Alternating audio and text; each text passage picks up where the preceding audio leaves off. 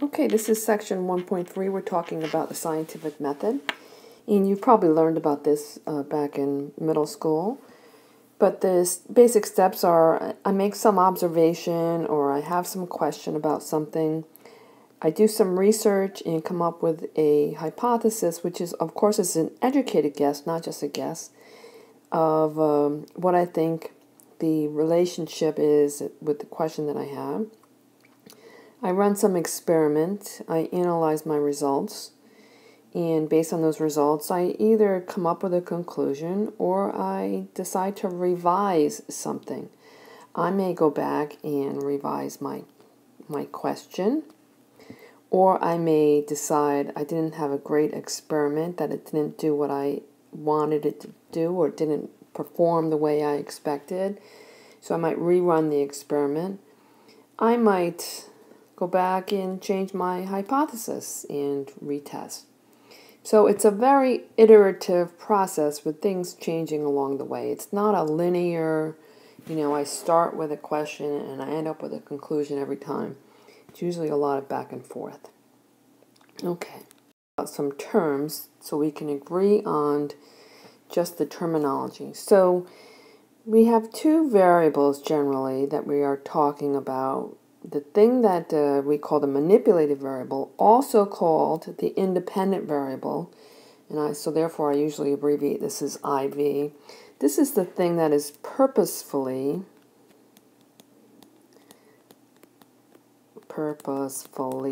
changed.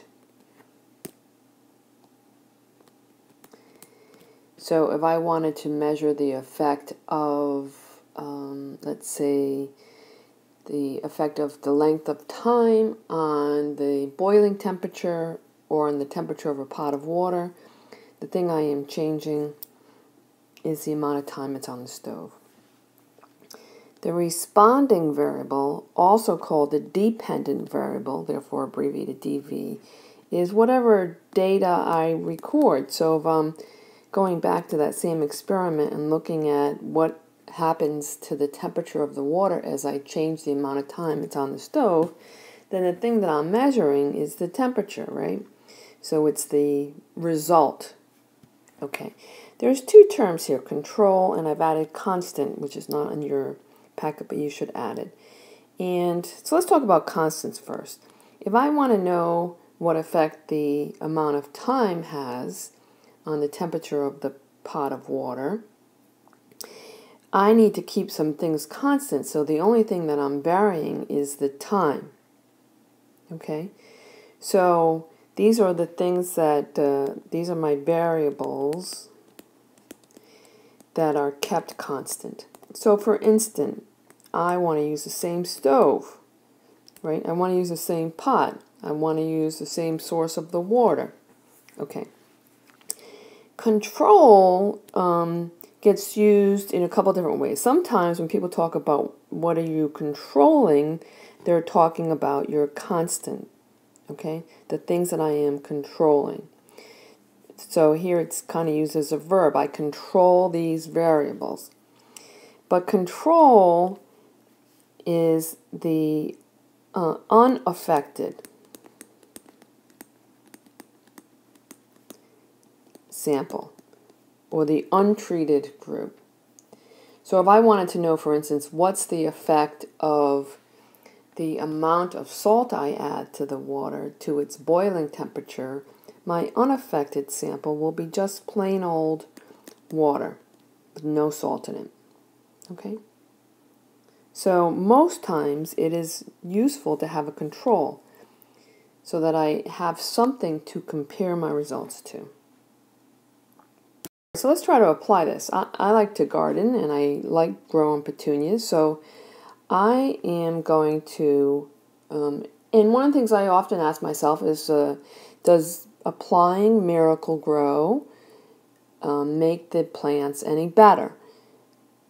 And, it's not cheap, so I often wonder what happens when I add it. Does it make a difference?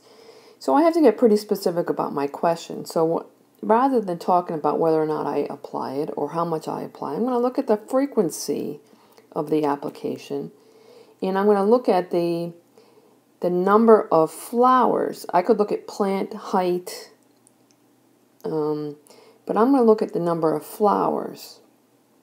And I'm going to also specify this is a petunia. So what happens with a petunia might be different than what happens, let's say, with a daffodil. Okay, so my manipulated variable is the frequency of the fertilization with Miracle-Gro.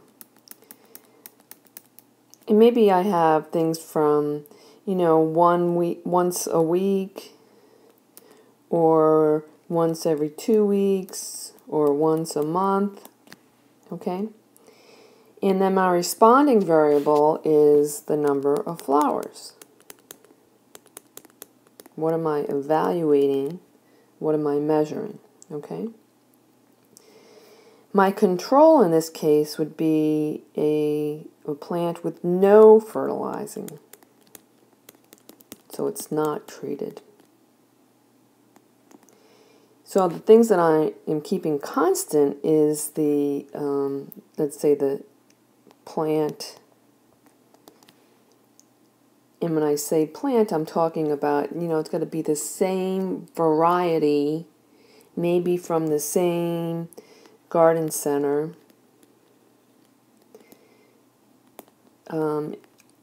I want it in the same size pot, the same soil. I want to have it at the same location, which suggests that it's going to be same temperature. Okay, same amount of light. Okay, so you get the idea. Okay, so we're going to stop right there.